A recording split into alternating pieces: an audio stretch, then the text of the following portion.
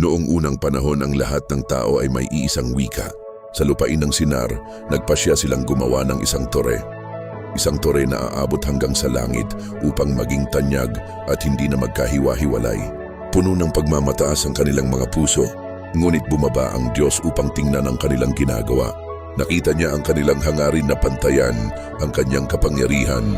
Sinabi ng Panginoon, kung nagagawa nila ito sa iisang wika, walang magiging imposible sa kanila. Kaya ginulo ng Diyos ang kanilang wika.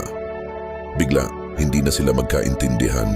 Ang pagtatayo ay huminto sa gitna ng kaguluhan. Nagkawatak-watak sila at kumalat sa buong mundo. Ang tore ay tinawag na Babel, na ang ibig sabihin ay guluhin. Ipinapaalala nito na ang pagmamataas ay hahantong sa pagbagsak, ngunit ang pagpapakumbaba ay kinalulugdan ng Diyos. Huwag kalimutang mag-subscribe para sa iba pang kwentong tulad nito. Pagpalain ka at ang iyong pamilya.